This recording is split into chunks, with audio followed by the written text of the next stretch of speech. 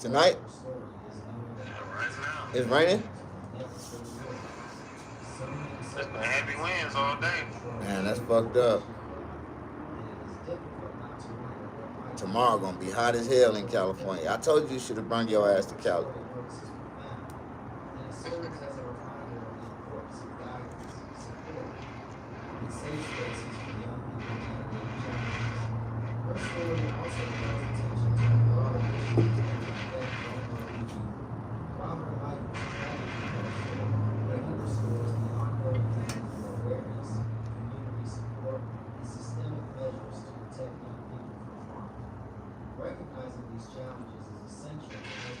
The righteous.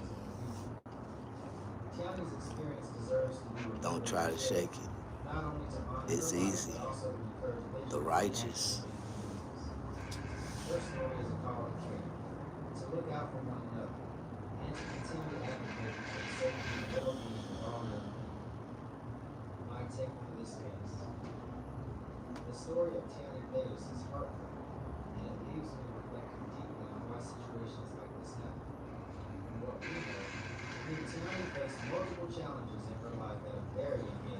Man, I'm finna start working out. I gotta start back working out, nigga. I need just like 25 pounds in the chest, about 15 pounds in my hip and my thighs area. That's all I need, nigga. No, I won't even weight. My legs, the bottom of my legs already fat. I need even weight. Like I just need like right here in my torso area, I need like 15 more pounds. You know, mean muscle. You know, 30-minute abs, nigga. I'm finna start back doing my 30-minute workout. I'm finna cut back up. Take me some protein. I'm gonna buy me like 4 cases of Ensure. Every time you drink an Ensure and you do a 30 by 30 workout, 30 push-ups, 30 burpees, 30 jumping jacks, 30 running in places, 30, kick lifts, 30, dance, floor squats. Like, you got to do 30 by 30, right? You do the 30 by 30 for 30 minutes. Nick, 2 weeks, proving him. I see improvement. I see him. You can see the improvement. A month, nigga, I'm cutting. 2 in 60 days, I'm cutting up. I'm right where I need to be, and I can gain like 7 pounds a month. 15 pounds is all I need, up and top, bottom. That's all I need. Just by taking Ensures and working out. Right after I take the Ensure, nigga, I'll cut up so goddamn big, nigga.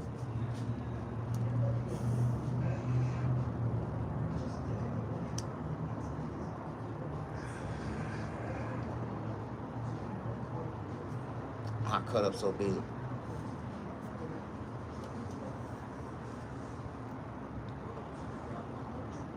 You lied. You said you went to prison.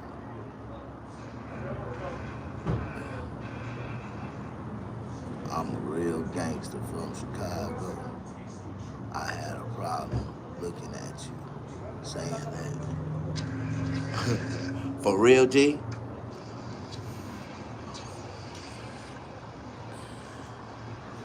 Let me ask you a question. Where Larry Hoover from, bro? Larry Hoover from Mississippi, Jackson, Mississippi. You know that, right? Yeah, born and raised in Jackson, Mississippi, man. He from Jacktown.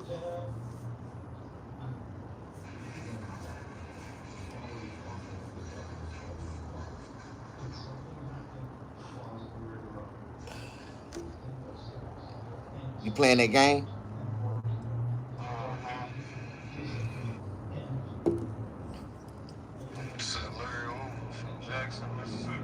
Yeah.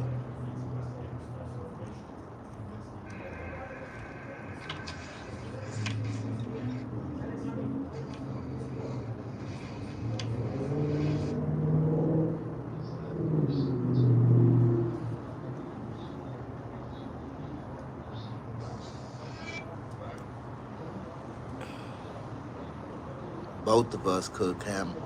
Mm, here we go again with the ego talk. This ain't no ego talk, my nigga. Because when I was like 11 years old, when I was 11 years old, I'm gonna tell you something that happened to me, and I wonder if me and you can relate, because I want to keep your attention, and I want you to understand. I kind of like you, bro, and you really can like me if you understand. And the reason why I said Larry Hoover was the guy from Mississippi, it's a reason. I said that.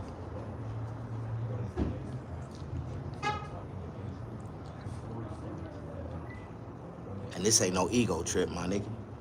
When I was 11 years old, some niggas I was fucking with went into the dirt and they drew a 6-point star, right? And I walked in the middle of that 6-point star, my nigga. And I fought 6 niggas for 6 minutes. And I never came out the center of that motherfucking 6-point star, my nigga. All 6 of them niggas could not whoop my ass, my nigga. And you can ask any nigga that witnessed that shit. Nigga, what am I? What am I, my nigga? What am I, my G?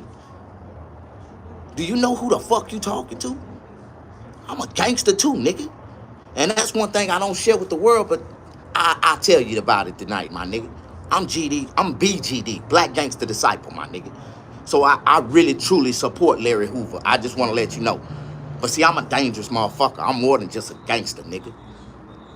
I'm a gangbanger too, nigga. So, when I came home to Cali, I decided to get down with the Crips too, cuz.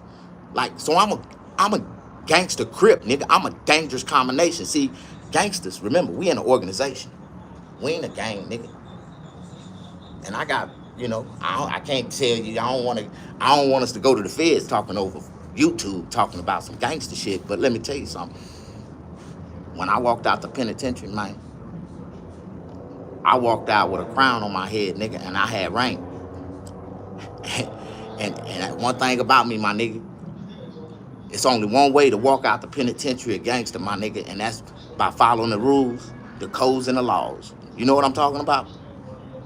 So, my love, life, loyalty, wisdom, knowledge, and understanding is so motherfucking strong a nigga don't even understand. So, if you really can believe, if you can't believe that I went to prison at 12 years old, my nigga, you'll understand why the fuck I pulled that trigger at 11, nigga, because I was a gangster, nigga, and I was hanging around gangsters. And them niggas influenced me to go do that bullshit. So, I ain't got I don't think highly of that shit, my nigga. I don't think highly of none of that shit. I feel like I was, misled as a child by the wrong type of people, man. You know what I mean? And what I know now, the things I know now, ain't the things I thought I was gonna learn back then. And, some real G shit, some gangster shit, my nigga. Ain't no gangster never cut me a check, nigga. Ain't no real nigga never wrote me a check, nigga. Ain't no real nigga ever came and sat in my chair and gave me $150, $250 for a haircut. Ain't no real nigga ever did that shit. So I don't fuck with niggas. I let that nigga shit, I let that niggery thinking, that nigga thoughts shit, nigga, the way niggas think, I let that shit go a long time ago, my nigga. Then don't lie. How the fuck?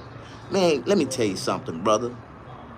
Because your life been sorry as hell all your life. You been sitting your ass down in somebody else's shit, listening all your life. I ain't never been that type of nigga, my nigga. And I know for a fact you couldn't walk a day in my shoes, my nigga. When I told you I walked through the prison gates at 12 years old, nigga, you better believe it. And I walked out when I was 30, nigga. Dude, count the years, nigga. Count the years. That's 17 years, man. Giving them crackers 17 years. That's 17 Christmases. Them crackers robbed me for all my motherfucking juvenile life and young 20s. I walked out the penitentiary at 30 years old. Technicalities, a free man. All paid, all debt, time paid to debt, paid to society, nigga. And that was a blessing from God, man, because I was sentenced to life in prison. Thank you, Obama. I want to thank Obama for writing No Child Left Behind. And I fell into that little category of kids that was locked up at an early age and got, committed, got a lot of time for heinous crimes, and we deserved a second chance. And I got out. Matter of fact, they had to re-sentence me. They took me back to court. And when they seen that I was illegally sentenced, the courts had to make right. You know what I mean? They had to correct their wrongs. And they re-sentenced me to 15 years, and I had already served 17. So I was cut loose immediately. I didn't even know I was getting out. I didn't. I didn't even know I was getting out. That's how it was like. I mean, I didn't know I was getting out until when I went back to court and got re-sentenced. When they told me I was going back to court, I didn't even know I was going back to court. They came and just told me to pack my shit up. And I went back to court, bro. See, I got a real story. My story ain't no fake shit, nigga. Like, and I don't know how I got out of prison like that. I was like, Lord Jesus. It was like a bad dream. When they let me out, I was like, man, I can't believe I got out. You'll understand when you read my book, when you understand my story and how it happened, and how, God just opened the doors for me, man. Like, I really didn't know I was getting out of prison. I want to say 72 hours before I got out. Put it like that. I did not know until they told me pack my shit up. Well, where the fuck I'm going? They got paperwork. You doing a transfer? You doing what's the transport? Where they transport me to? I thought they were gonna send me to another prison. I said, no, man, they taking you back to be re-sentenced, man. You fall under this new law, and you might get a second chance at freedom. What? For real? I just stabbed a nigga like 3 weeks before that shit. I was like, for real? Oh shit! I might get a second chance at freedom. Man, that shit scared the shit out of me. My story deep, my nigga. But God gave me a second chance at life, man. Opened up doors that didn't even have a open sign on the motherfucker. Didn't even have handles on the motherfucker. They had bust the handles off the doors. I was in, nigga, like, and if you don't understand that part, that one little part of my story, then you ain't never been through nothing in life, my nigga. My story you ain't never heard it before because I ain't never told it. You ain't never heard, a lot of things happen in the state of Mississippi. They try to keep, under the rug. You know how many heinous murders that happened in the state of Mississippi that was done by somebody, family members that was powerful. They keep that shit under the rug, man. Like, I can tell you so many stories of so many people, I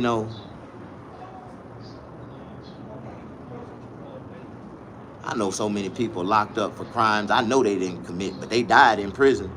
So they couldn't contest the shit if they wanted to. It was like, man, for real, you ain't here for that. Like, niggas in Mississippi locked up for some fucked up shit. You'll be in that motherfucker, be like, wow, dog. You ain't here for that? Ooh, shit. You said it's illegal. Not in the 80s and 90s, nigga.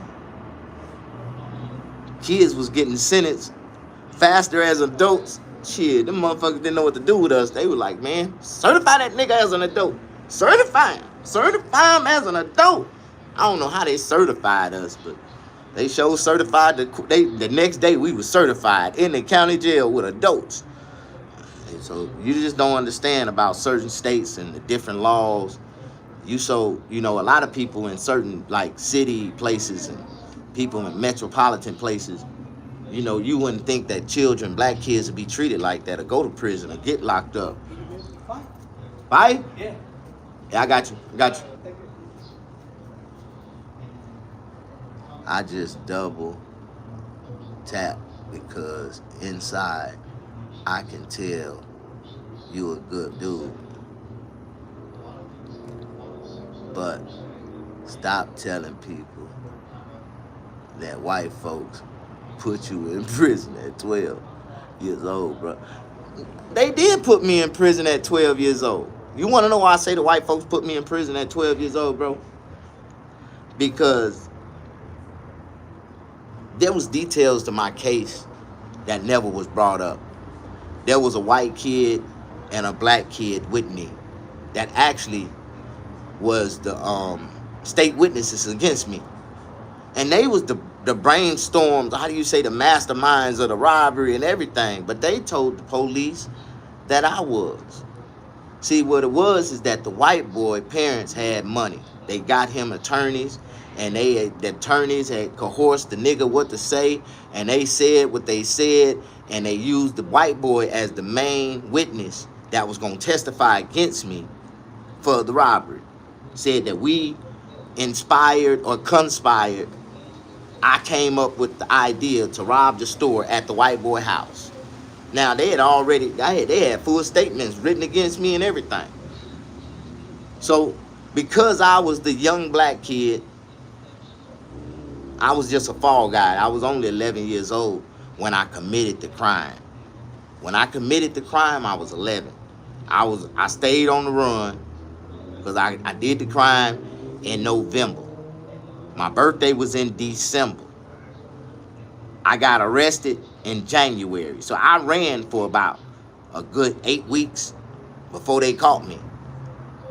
I ran for a good 8 weeks. They couldn't catch me. They was looking for me everywhere. By the time they caught me, I had spent up all the money. I got rid of the gun. I was damn near. I was ready to turn myself in because I was broke.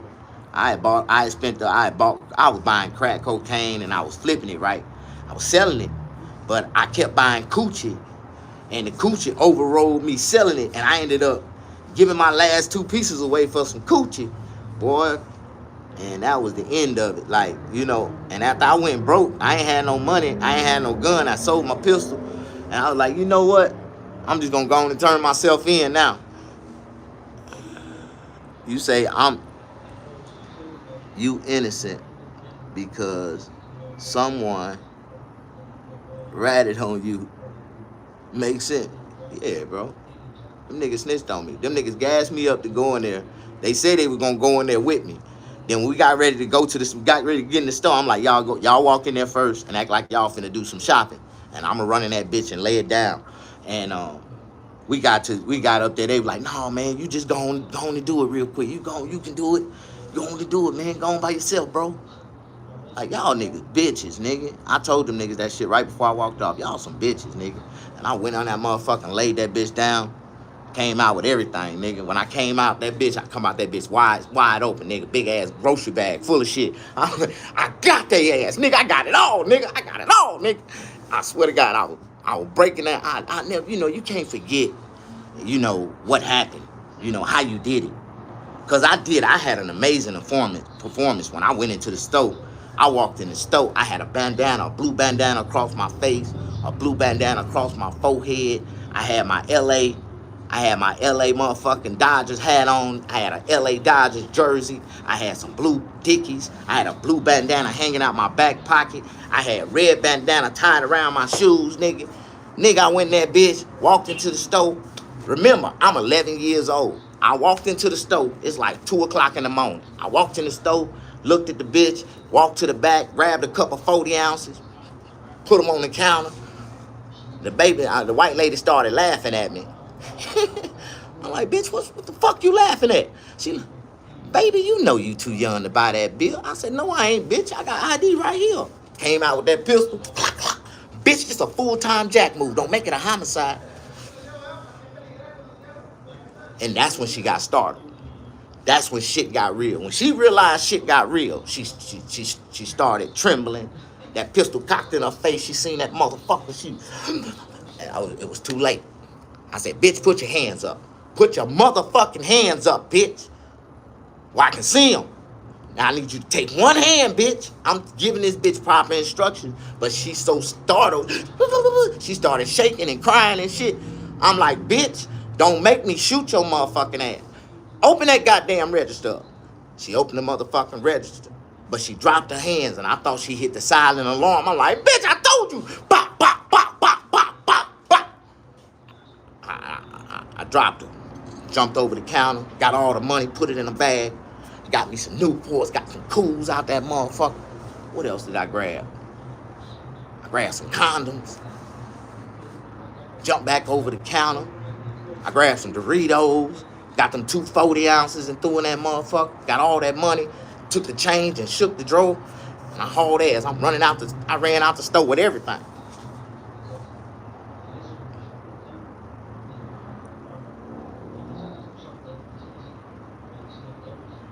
You said I'm a lowlife. I was 11 years old. I was a kid, man. I didn't know no better, dog. I had just got through watching Juice with Tupac. Yeah, so I thought that was like, you know, and I told the bitch when I shot her, rip aside, bitch. Rip aside. I told you, bitch ass, don't fucking move. I really shot the shit out that white lady. I shot in the neck, shot in the shoulder. She turned over. I shot in the back. I thought I shot in the head.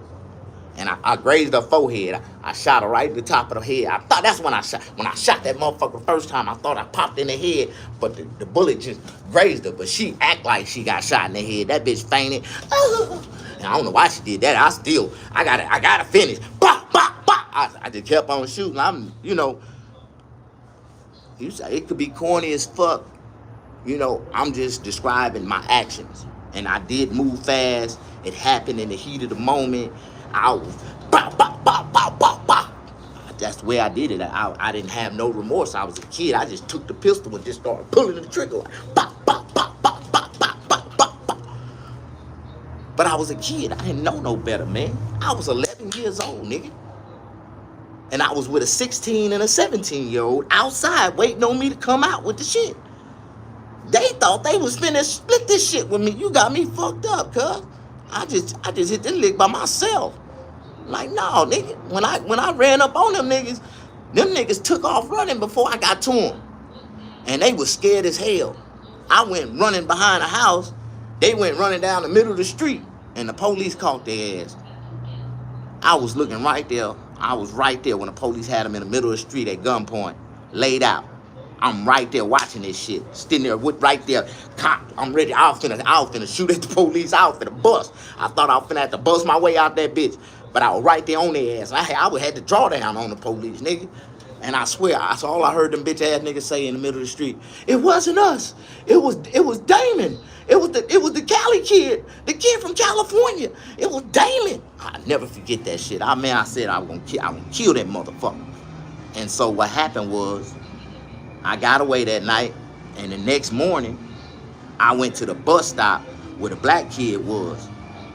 Them niggas, I went to the bus stop where we catch the bus every morning, where the black kid come to school, and he was coming down the street, and I panicked. I jumped out too fast and started shooting at his ass, and that nigga took off running down the street. I tried to knock that nigga head off, but I ain't had but 3 bullets. I never forget it. Bow, bow. That motherfucker took off running. I tried to kill that motherfucker. And some kind of way, he got to the house and told his mom. They called the police that I tried to kill him. The police surrounded the neighborhood. The white boy mama was smart. They put him on the first plane to the South Dakota somewhere. They sent that motherfucker straight out of Mississippi, because I swear I was going to catch that motherfucker. I was going to blow that bitch brains out too. And so the police put an APB out for my arrest. They was like, this young man is armed and dangerous, and he's really a menace to society. He shot at a boy. He robbed a store, shot a white lady, and shot at one of the people that witnessed them robbing the store last night. Like, they had all that shit on the news. I tried to kill them niggas. I was, what the fuck, man, nigga. So, like I said, I ran for about 6-7 weeks. Then I ended up, my mama caught up with me in the streets and like, boy, you crazy as hell. You need to take your ass home. Boy, I can't believe you did that shit. I'm like, listen, I had to do what I had to do. My mama she was sad.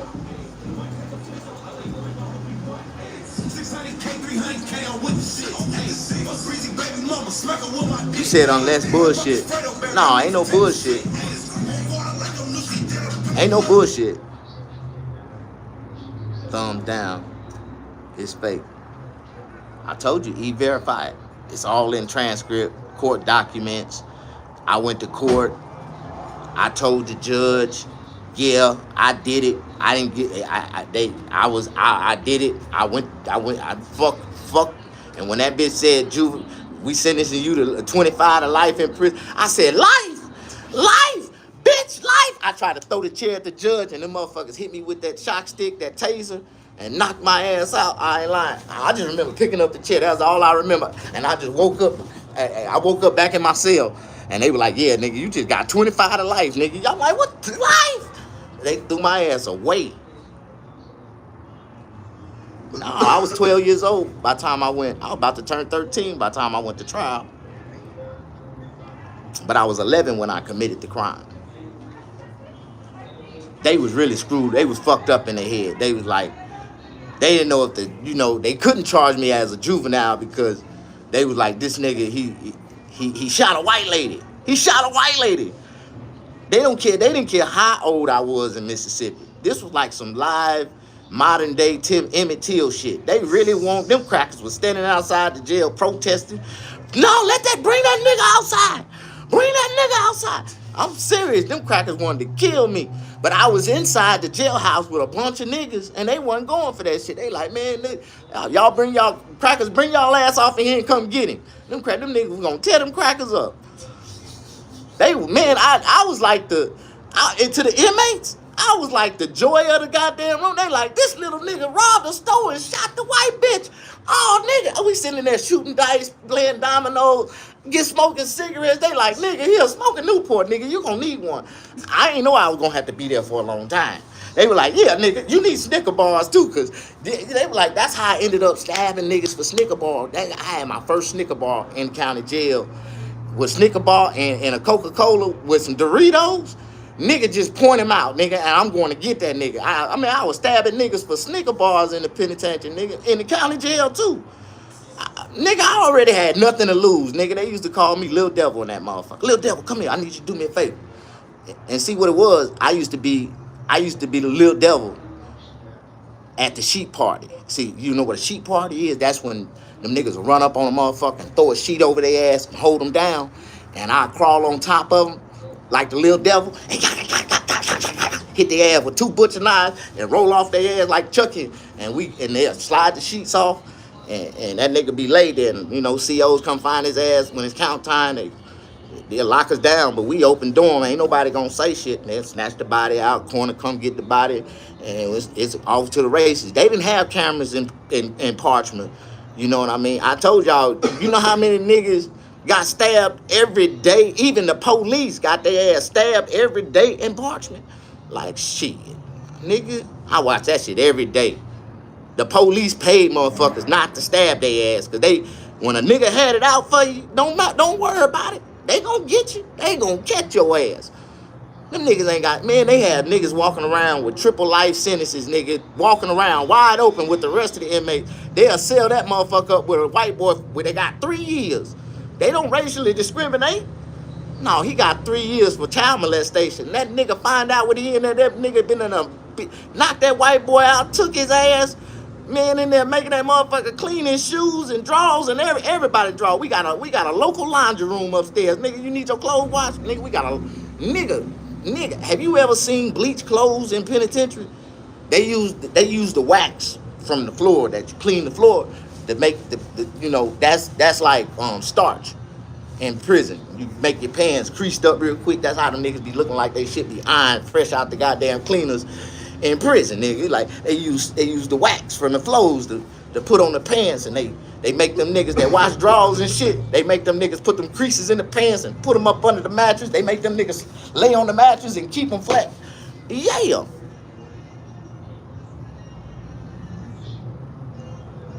What's your number, man? Listen, dog. Once you get a state number, nigga, I got an L number, nigga. I got an old number in the system. Your number like your social security number. So if you ever, don't never forget it, because you never know. You end up back there, nigga. You get that same number. I got an L number. That's how old I am. I got that same original L number.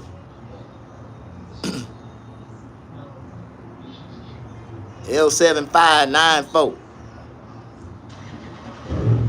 Yeah, I only had L and 4 numbers. You know, they got now they like 4 or 5 generations. You probably get like 6, 7 numbers now. They done started over so many times. You probably get about 6, 7 numbers. But I got an L4. I got L4 numbers. I got 4 numbers. I got an L4 number. All y'all about to fight over lies. Stay in your place. All right. See, now I done told myself what I am and who I am. See, some of y'all niggas need to be careful what you say to me, man. Because, you know, like I said, y'all goofy ass niggas on the internet think y'all can just, y'all in a safe place by just saying whatever the fuck y'all want to say. But I'm a real gangster, man. And I got gang ties. So the wrong nigga, you know, read your message and they take it, you know, they take it upon themselves to, you know, put your ass in check. Some of these niggas know how to, you know, look your location up and find your ass. So you better stop that type of shit, nigga. Like, I done had like 3 motherfucking trolls get their ass beat off my page, like, and then they try to tell the police I got them beat. I got them beat up. Like, the police came and questioned me, say, man, you got a YouTube channel? I'm like, yeah. So you know who such and such? I'm like, man, listen, bro. I don't know no nigga that follow me on YouTube.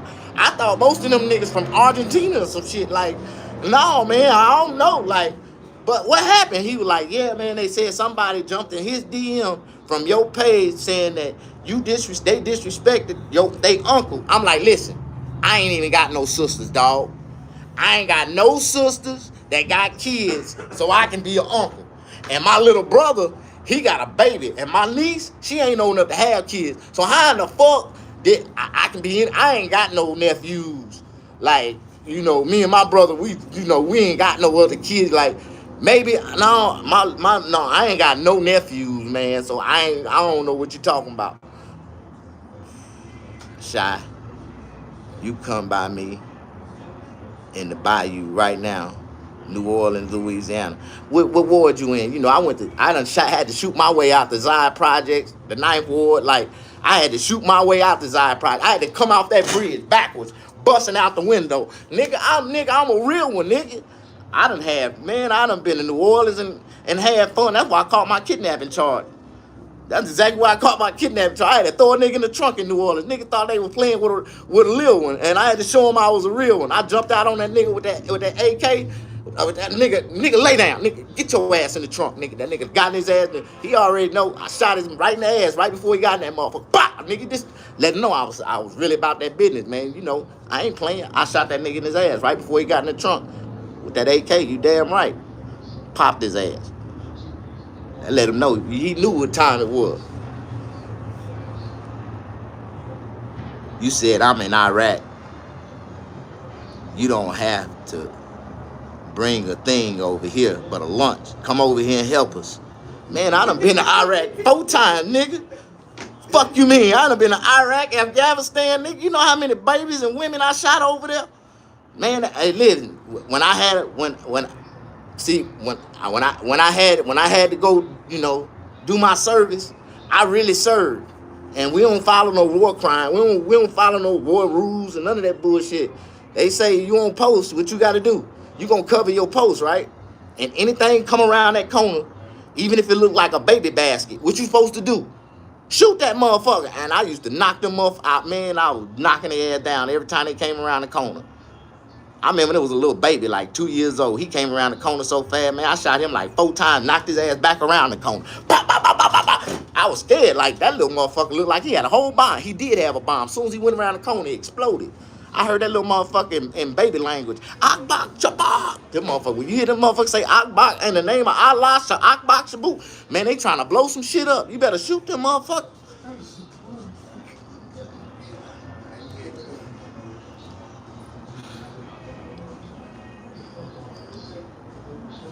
I was an L9.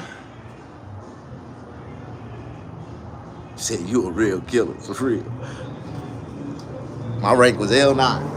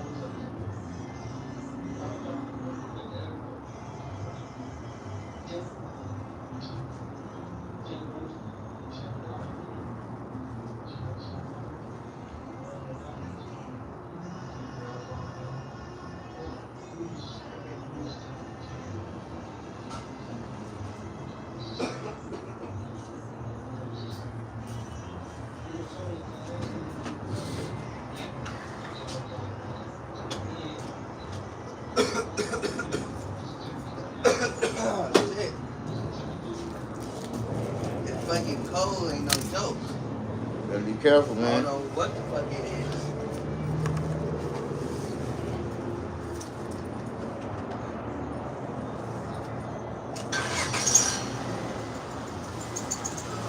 You know, a person like me that served all their time to society, you good, bro.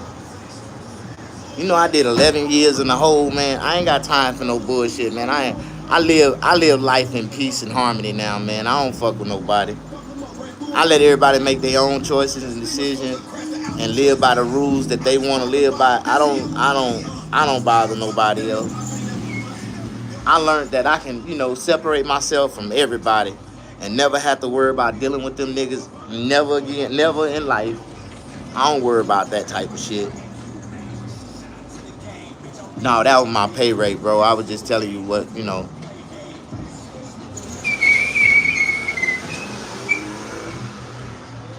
I was a staff sergeant.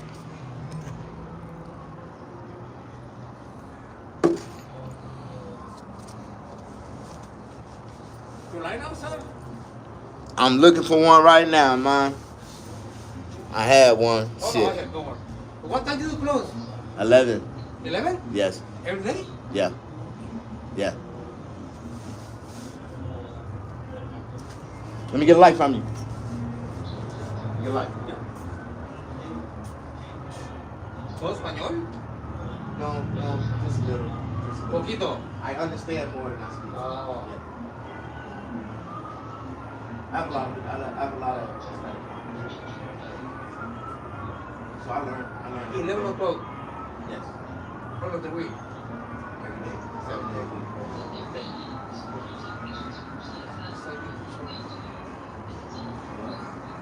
Only.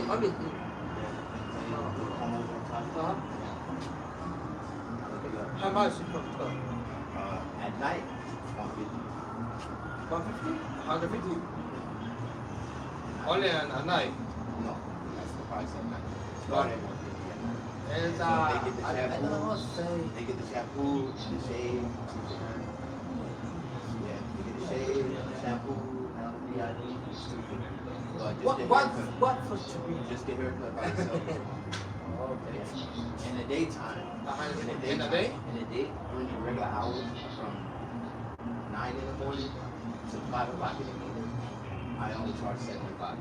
75? Yeah. In the day? Just the day. Yeah. Okay. So if they get a cut and a 100, shave, 150 is it's what time? 120 for the cut and the shave during regular hours. Yeah, pero So in after the hours is 150. You know what I mean? 150 Yes. every day? No. Or only at night? No. At night, haircut started at 150. In the morning? In the morning, haircut started at 75. Or 75 only But for this? Yeah, just for that. If they 75. get the shave, it's 120. So at night, the haircut start by itself at 150. You know, but that's the way I sell and you know market. Market it to make more money. VIP come in early, pay more. Regular hours, people come in. Oh, it's from house? Yeah, VIP early in the morning, late at night. Okay. In the morning, everything is 75. No, early in the morning, everything is 150. Oh, really? Yes. You only for this? Yes. Only for this? It's 70. from No, but what is the price for 75? regular hours is from 9 to 5. Oh. Anything between 9 and 5 is 75. After 5 in the evening, I close, I reopen back up at 7, and from 7 to 11:30. Yeah. Cool. Thank you. Yeah.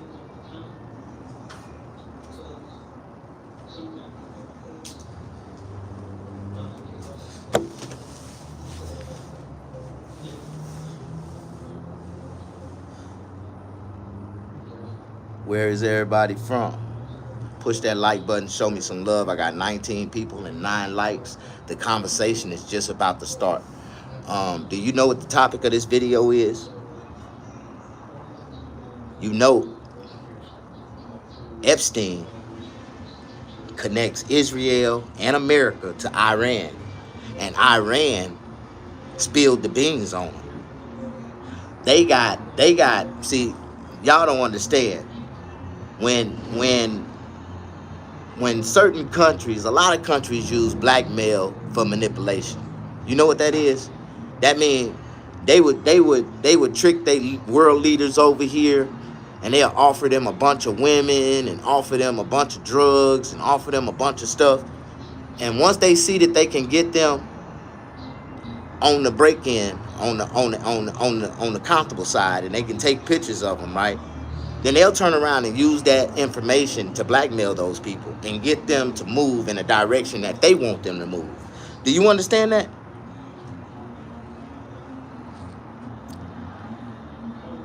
You said Caprello.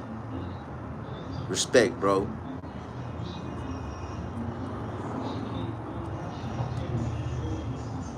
That was my pay rate. Push that like button. Let bro do his thing. Some of us are here to listen, respect, keep it 100. Thank you, man. I love y'all for following, liking, pushing that like button. I really feel like this year, 2026, is gonna be my breakthrough. A lot of times I be talking in character, but then sometimes you'll hear me talking real person. I told y'all I'm tripolar, so I have 3 different personalities, and the only people that can identify my personalities is the people who really love me and know me. So you'll know when I'm talking Damon, you'll know when I'm talking Mr. Snaggerpuss, and you'll know when I'm talking Faithless D the Barber. As you can see, when I'm Faithless D the Barber, that mental kick in, that focus kick in, and I'm doing barber shit, right? Yeah, that haircut I did earlier, I got $150 for that haircut with a $25 tip. And I've been doing that client right there for about 3 years. So, I'm just going to show you, the difference between when I cut the camera off and I turn, one of my other personalities into, that's a business, and a real business in society that, I have to deal with a lot of people, and they love me. And I talk, we talk universally. They know I'm a black Republican. I vote for Donald Trump. A lot of my, people, I deal with like-minded people. So a lot of my people, they vote for Donald Trump too. So they know how it go, 95% of the chance, if you see them in my chair, they vote for Donald Trump. 95%. I got some Democrats too. My Democrats just love to debate. My Democrats love to debate.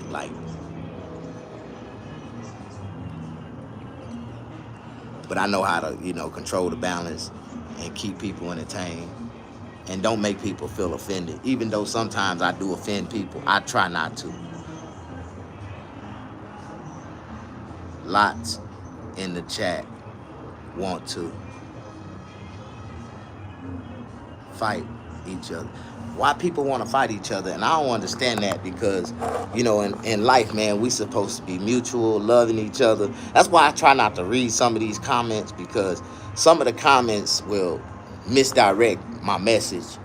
And, and a lot of people, man, be looking for controversy. They be looking for people, instead of trying to engage positively and just, how do you say, listen to the story, listen to some of the things I've been through. Understand that the things that I'm talking about, everything that I talk about is in my book, because it was my life. And my life, I talk about it the same way I talk about it on stage when I do stand-up comedy. I just try to bring humor to it, because I've always had a humorous spirit, and people said that I was naturally funny. So when people, I just ain't never had my big break yet. You see all these people like, what's his name, Ali Shadiq. Like, these motherfuckers, they getting out, being famous comedians, getting on stage. They don't do stand-up. They sit down and tell lame-ass stories about their children, talking about bullshit shit that just don't make no sense. I don't, I'm the type of comedian, or the type of person, because all them comedians know me personally. They know me as Mr. Snaggerpuss, the comedian. They knew me. They been knew me, I tried to tell them my story. Some of them would listen. And like you say, because my story is to the average person, they don't believe it. Like they be like, man, what the fuck? Yeah, bro. You ain't never heard a story like mine because I ain't never shared it with you. But it is some kids out here that got dark ass stories, my nigga. And these stories right here, you know, can be written into to good books, good fucking movies, like. And one day, you know, maybe after I'm dead and gone, somebody gonna write a good movie, about me, man. Like I'm history. You know, I'm really history. And when I say that, because of some of the things I did in life, I really changed the course of life for everybody. Like I really changed history, man. I made history, especially in the judicial system. You know when they pull black people over and they get out on the intercom and they be like, roll the window down, turn the ignition off, take the keys out the ignition, hang them out the window, and drop them out the window. That's because of me. That's because of me. I swear to God, nigga. I'm the reason why they do that. Like, I was in a high-speed chase, and they didn't pay no attention, and the car was still running, and I ended up jumping back in the car and taking off on their ass, and they used that as a police training video all across America. You know, and they came up with new procedures when they pull over niggas. You know, y'all don't understand the system and how it works. When the police pull you over, they already know the answers to the questions that they try to ask you, right?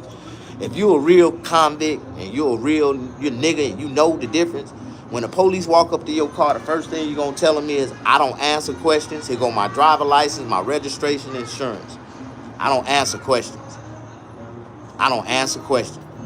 Give them your shit and roll the windows up.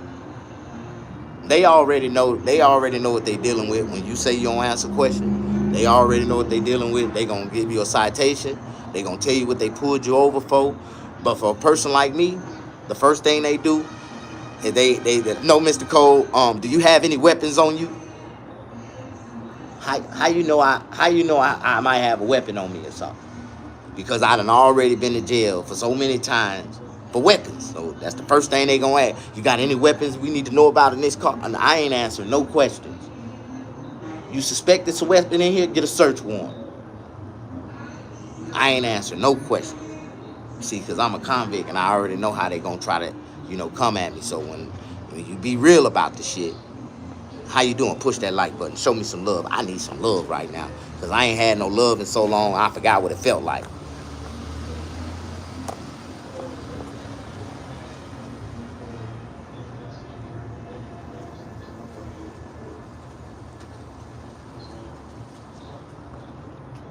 Sip quick.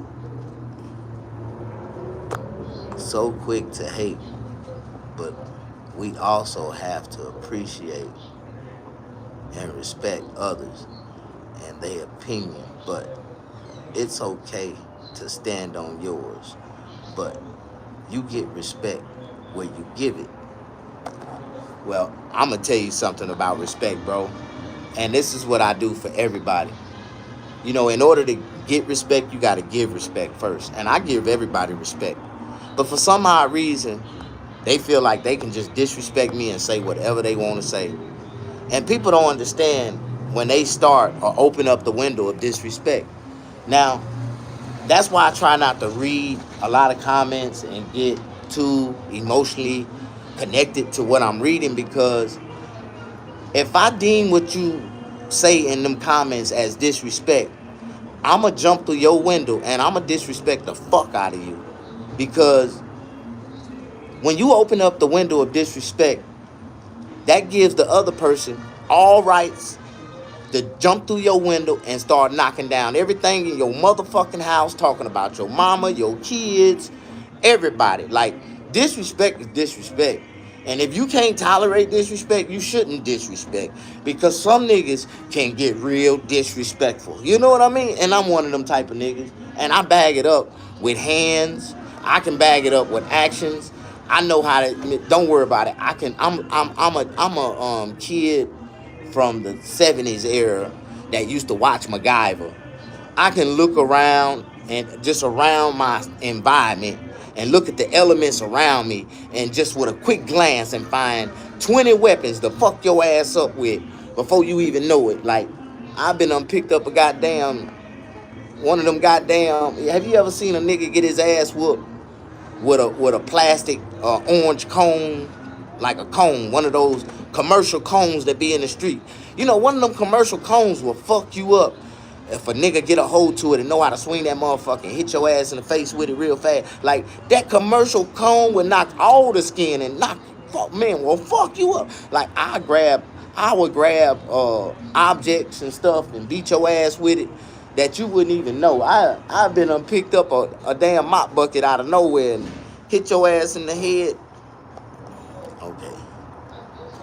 Subscribe. So, riding with you. I just subscribed. I'm riding with you, brother. I didn't know you existed. You a real one. Thank you, man. My story is real, and I tell everybody, man. You know, I've been through a lot. When I was a kid, I didn't have a father figure. I didn't have nobody to really guide me in the right direction or keep me, you know, morally rooted, And I tell people that, God is my father because he blessed me and protected me through a lot of things. And my mama always used to tell me, I used to try to get my mama drunk and ask my mama, who my daddy is? And she'd tell me, she was like, God is your father, son. You just like Jesus. I was a virgin and I woke up impregnated, and the angels been guiding me and guiding you. You's a prince of God. I'm like, for real. My mama always told me that. So it's like, there's a real one for shit. That's the shit show. You know what I mean? Push that like button. Bro, actions speak. So you'll see me in the chat. With you, bro. Action speaks. So you'll see me in the chat. Okay. I'm a slow reader. I only got a 4th grade education. Sometimes I gotta read a sentence like 3 or 4 times for it to make sense. If it's a proper, complete sentence. Now, if it's a proper, complete sentence, when I read that sentence, I sound very intelligent. But if it's an incomplete sentence, when I read that sentence, it make me sound retarded. But I believe that people type like they talk, because I type like I talk. And if a person type a retarded ass sentence, that's exactly how they talk. And sometimes I try to read out those comments because I explaining, like, I know it's a lot of people with Down syndrome on the internet, and these people be trying to act like trolls because they be looking for attention. And I be understanding what type of people that be on there, looking for attention. I be like, man, sometimes you just gotta excuse some of them people. You know what I'm talking about? There be some real slow ass people on that motherfucker. And then they be thinking we connected, we friends, because I be telling in some of my stories that I used to ride the little yellow short school bus to school. Not because I had to, because my mama told me she would like for me to ride that bus because that's the only bus that come in our neighborhood, and she don't feel safe. She don't feel that I'll be safe walking to school like 11 miles. So she didn't want me walking on the bus, and she made an agreement with the bus driver. The bus driver would drop me off like a block away from the school so I could just walk to school, right? I remember one morning I got on that motherfucker and I was real sleepy. I'll never forget it. And when I woke up, we was at the school. And all the kids on the little yellow short school bus was standing outside the bus doing a round of applause. Oh, yeah, David! They were so happy that I rode all the way to school with them. They was announcing this shit on the bus, and they was all clapping, and they was all happy, and everybody, they waiting on me to get off the bus. And when I got off the bus, they gave me this big, like, standing ovation crowd, yay! They gave me a big hooray, like, they was hooraying me for riding, and all the, the other kids from the school seen me getting off the bus that day. Man, kids started talking about me, and I got in about 3 fights that day in school and got suspended and shit.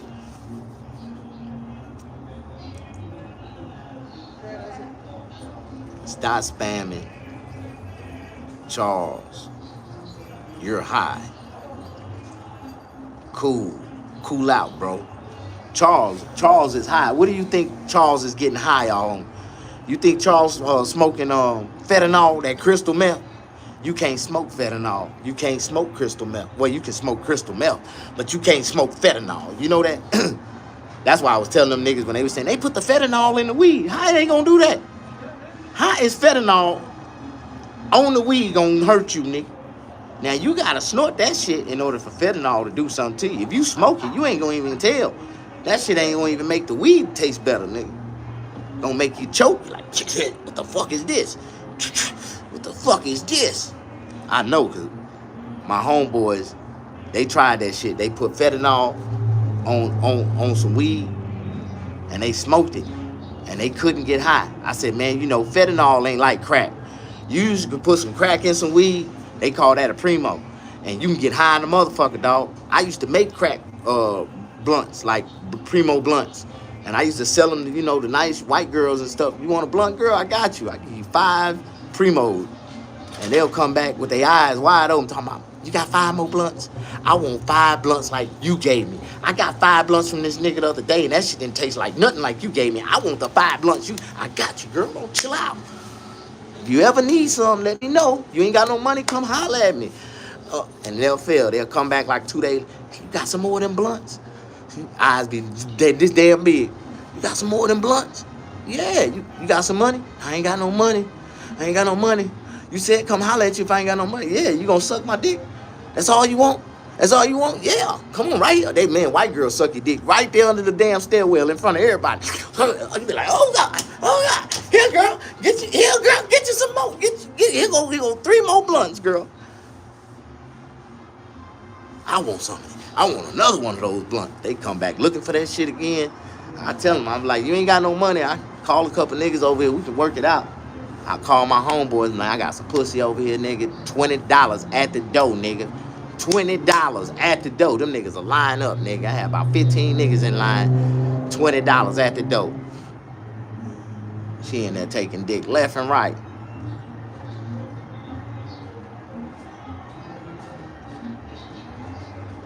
Every time she get through with a customer, I go in there with another blunt. Go on and hit this. I got somebody else gonna come in, okay? Oh yeah, okay.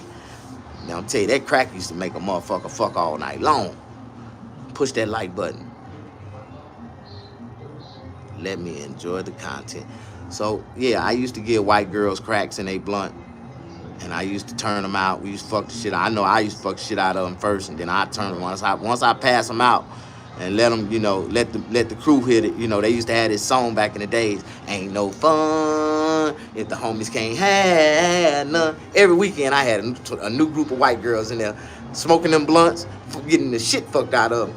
Ain't no fun if the homies can't have none. Them white girls just go crazy over me. Say, let me enjoy the content.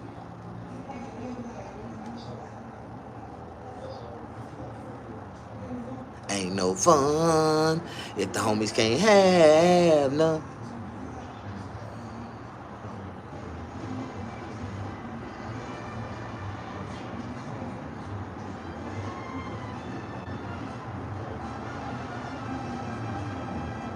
You say he ex-trans. I'm just to let you know that you're tripping. He's an extra. Oh, he's an extra. Oh, I thought you was finna say he's a tranny. You know, when I first got out of prison, I was taboo to the word tranny. I didn't know what a tranny was. I thought a tranny was a transmission. I'm serious. The first time I ever heard the phrase tranny, I thought it was a transmission. I was like, what type of transmission y'all talking about? And man, we ain't talking about a transmission. We talking about a transgender. Oh, shit.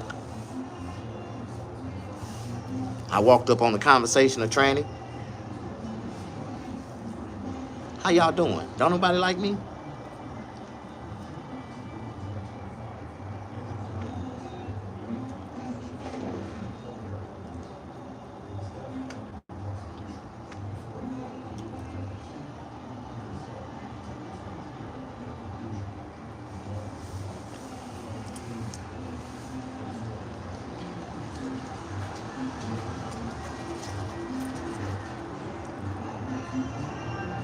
I'm sorry, Miss Jackson. Ooh, I am for real.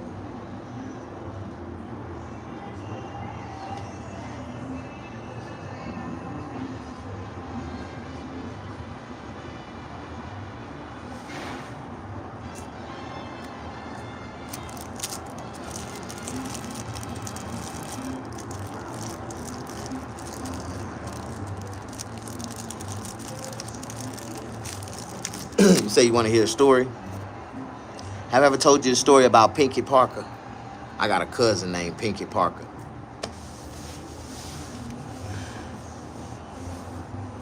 Pinky Parker told the world his name. If you ever asked him his name, or if you ever seen him, if he ever said his name, my name is Pinky Parker, and cocaine is my game. And that's all Pinky knew.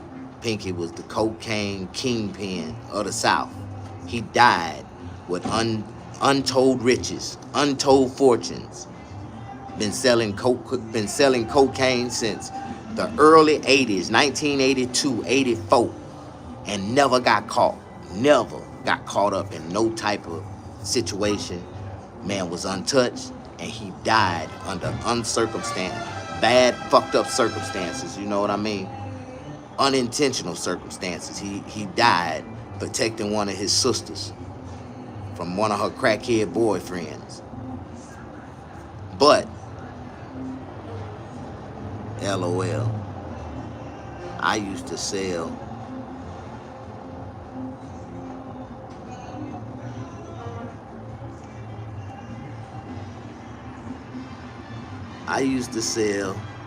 the no high, but they come back blunts.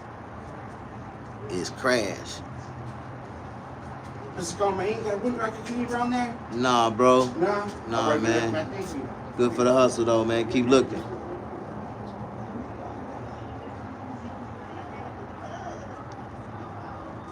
You said I used to sell that no high. The no high. Okay. Thank you for the life. Thank you for the love. Thanks for the likes. Thanks for showing me everything from above.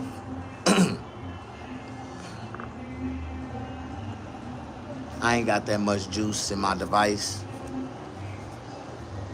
When you go live, it drains a lot of juice. I didn't realize that, but it does.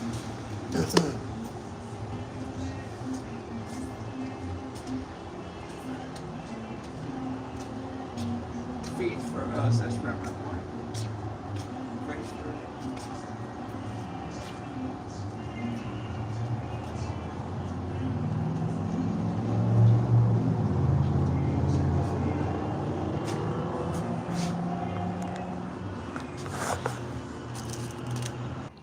Man, I just missed a cut. And one of the military, he down there coming from San Diego.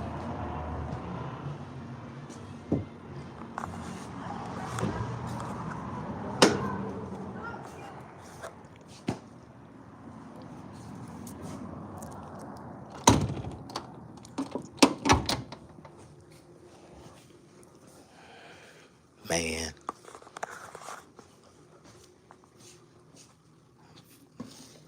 I tried to coerce him to drive to me. I was like, man, just get on the freeway, get on the 15 and come. I'm like 30 minutes away. You military, so you can drive a little faster. You can do 75, 80. They ain't gonna mess with you. You good. The speed limit 80 in California, even though the speed limit 65. Don't nobody drive under 80. So the average, you get pulled over doing like 95, 90, but you good at 85 because everybody driving 80. 80 is usually the max pushing it. You know what I mean? On God, nigga, I know your type. Let me enjoy the content again. Man, don't be engaging with negativity. I tell people that all the time, man. I got stories to tell. I was telling y'all about Pinky Parker and all the drugs that he used to sell. That was my cousin. He used to give me a lot of drugs. Like, my cousin had keys, kilos, cars, hoes, clothes. He had it all.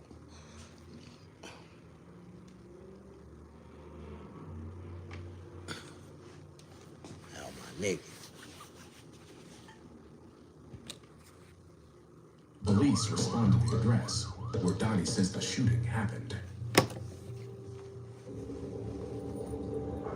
We can find blood from the back room in drops, like somebody may have been running.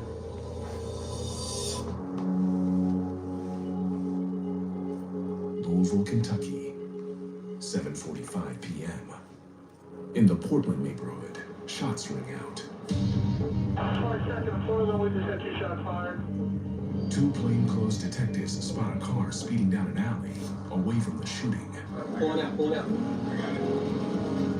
The detectives pull over the car and arrest 2 passengers, but a third escapes.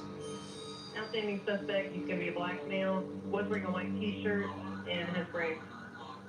Then, when backup searches the alley where the shots were fired, they find a man shot dead. Well, it sounds like they got caught on the scene. It's one of those lucky coincidences. Officers were right there when this thing happened. Detective Kristen Downs has been with Homicide for 1 year. Dang. She will lead the investigation.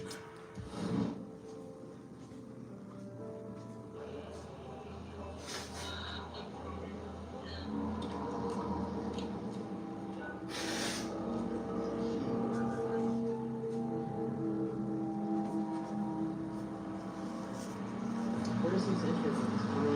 Where's this? On the set. The victim was shot twice in the head. Rico Cunningham's his name. Rico Cunningham was just 26 years old. He was killed outside a friend's garage where he was learning to repair cars. Downs recognizes Rico from an earlier case. Talked to Rico on my very first case. He was actually with my suspect right before my suspect left and did the shooting. Rico was allegedly a member of a local gang called the Market Street Gangster Crips.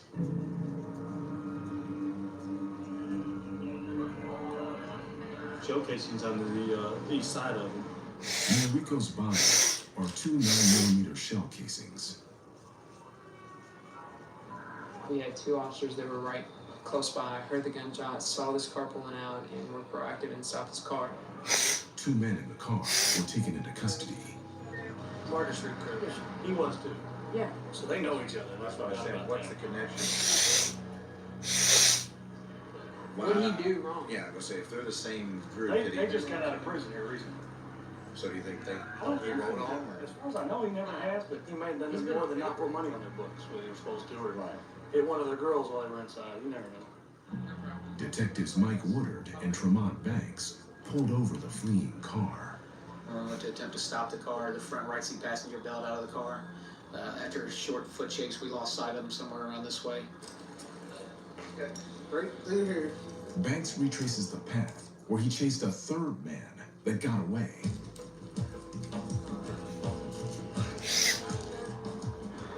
See the broken pieces of this one? He went over right there.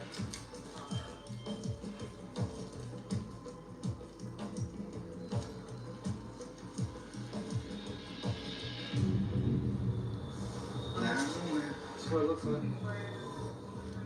This is where our boy ran. That's probably their murder weapon.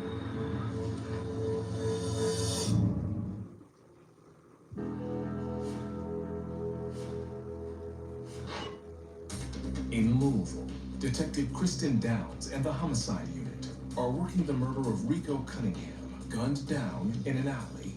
They retraced a fleeing suspect's steps and found a possible murder weapon. That's what it looks like. I hope that matches. Well, police be lucky than a motherfucker. Back at Homicide, Detective Scott Russ looks up the 2 suspects from the car. Looks like Clifton Jones. He's been charged with several felonies in the past. Both these guys are convicted felons. Neither Clifton Jones nor the other suspect has been convicted of a violent crime. Clifton's first words are, "We ain't got nothing to do with that on 22nd Street. Don't know what happened over there." How would he know that unless he knew what happened on 22nd Street? Yeah.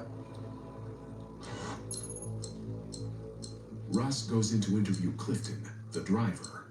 He hopes to find out the name of the man who escaped. Scott Russ, I'm a detective up here at the police department, okay? So you were driving that car today? Yeah. All right. Okay. It's just before you all get stopped by the police. So whereabouts were you all at? I picked up my cousin who was over. Did you pick up anybody else?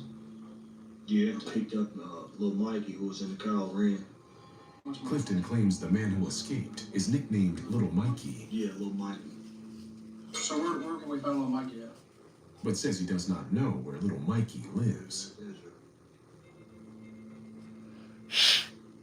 What was y'all doing? Because obviously the police see y'all coming out of the alley. As soon as we come past the alley right there by DQ, little Mike's like, man, there go police right there. Right. Jumped out and they chased him. Me and my cousin, we stayed there. I told the officer he can test our hands, me and him. We ain't get nobody shoot, no guns on.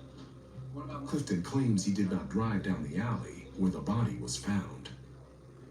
at no point while y'all in that alley? So why do you think they would say that y'all came out of that alley? Don't know. Who is this in the scooter? Sure. Rico? Yeah. Rico, what do you know his last name? Rico.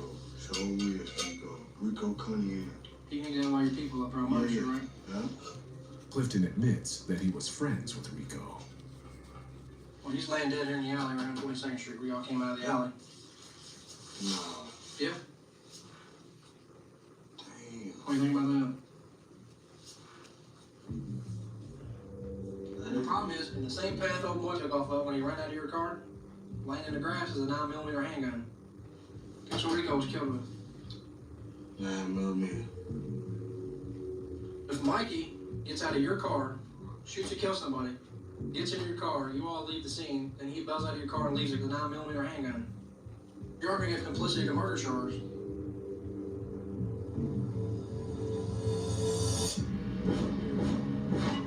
In Birmingham, Detective Cynthia Morrow and the homicide team are investigating the murder of Christopher Woods, shot after a drug deal gone bad.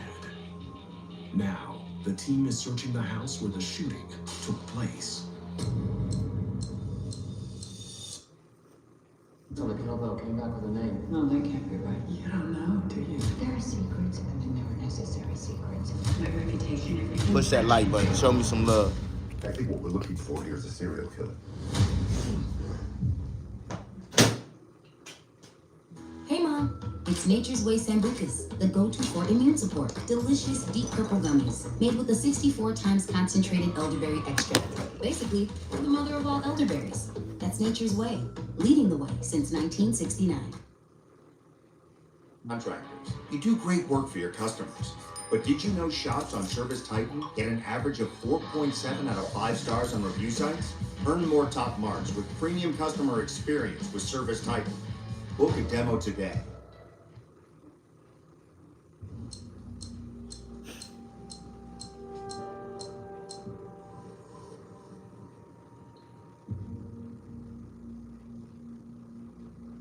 A trail of blood leads from the kitchen to the front door. Found what looks like 2 bullet holes back there, Jim. Finger had to be right in here. There are several bullet holes in the walls, but no shell casings. That's some cocaine? That ain't real. We were gonna print the bags and took it out. You can smell it right off. Yeah. The team believes that what appears to be cocaine is actually cake mix. That may be what this whole thing was about, because somebody sold somebody some bad dope.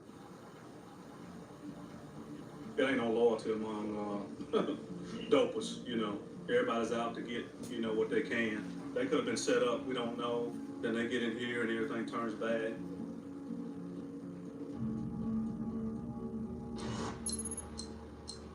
Back at Homicide, Morrow continues to interview the victim's brother, Donnie, who was waiting outside in his car when the shooting went down. Did your brother come out the house? Yes, man, he came out the house. He was like, he was shouting, he was dragging. Donnie says Christopher then collapsed into his car.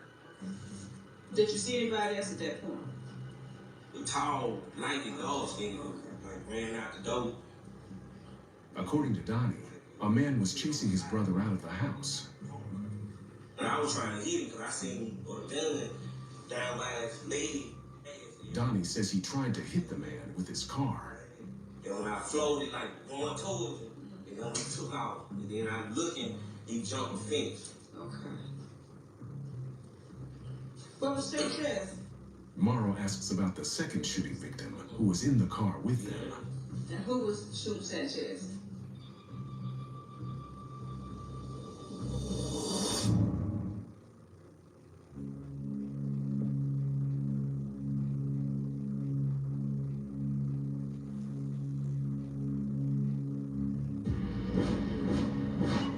In Birmingham, Detective Cynthia Morrow and her team are working the murder of Christopher Woods and the shooting of Donald Moulton, aka Shantez. Now, Morrow needs Christopher's brother, Donnie, to tell her what he saw. And who was shooting Sanchez?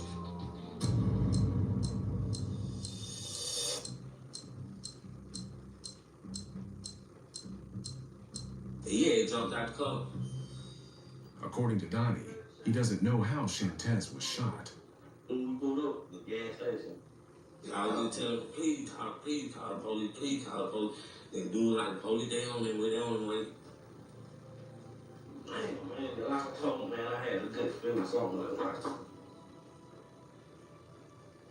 Man, he gone.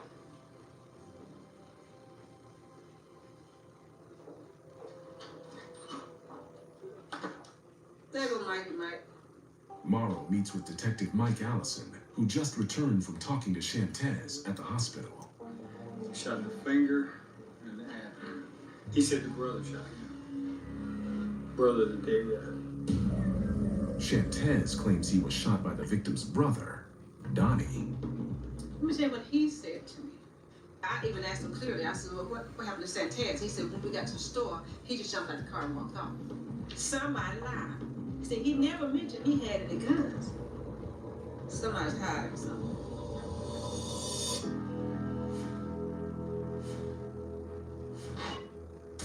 In Louisville, Detective Kristen Downs and the Homicide Unit are investigating the murder of Rico Cunningham, shot in the head in an alleyway. 2 suspects were apprehended in a car, fleeing the murder scene, but a third suspect got away.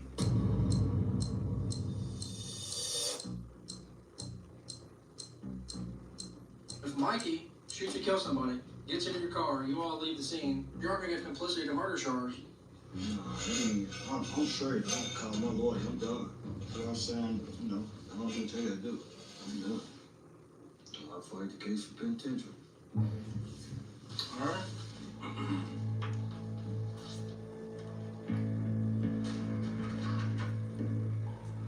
I literally thought he would either continue to deny it, or he may tell me a little more about Mikey. Downs and Detective Kyle Willett turn to the second suspect. They hope to find out more about the man that got away.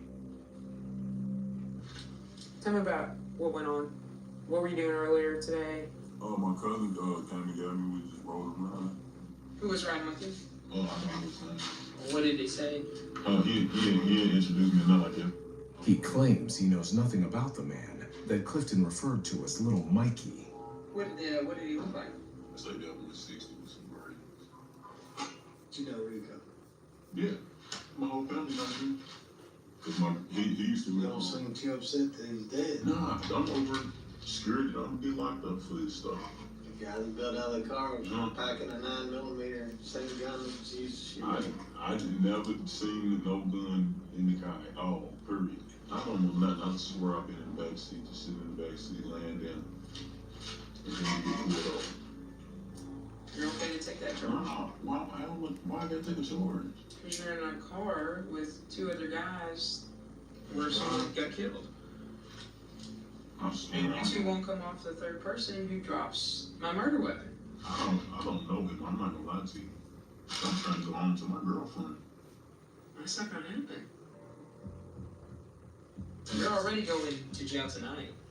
What you need to think about right now is how you're going to talk to us and tell us the truth instead of telling us I don't know, I was in the back seat. I don't know. I mean, I'm in a car, but I'm in the back seat, so that makes me somehow not know what goes on in the front seat.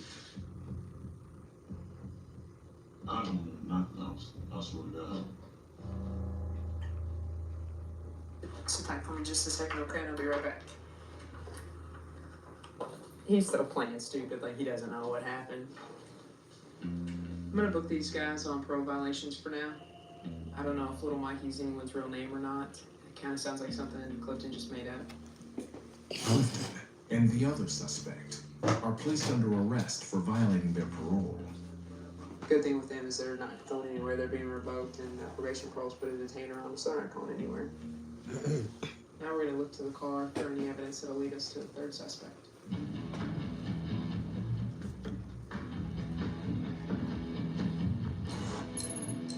The next morning, Detective Mickey Kahn oversees the search of the car that fled the crime scene. Anything that we can use to tie that 3rd guy to this car and identify him is what we're looking for.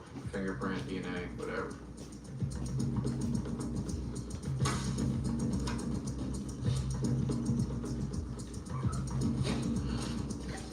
Was it a palm print? Too much of a smear. Did you pull anything off the other side of it? They turn to the passenger side door where the 3rd suspect exited the car.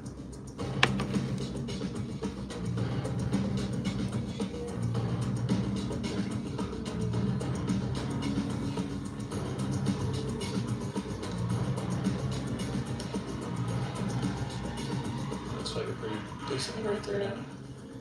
We may have enough points to get an identification. Push that like button. Show me some love. Flower child. In Louisville, Detective Kristen Downs and the homicide unit are investigating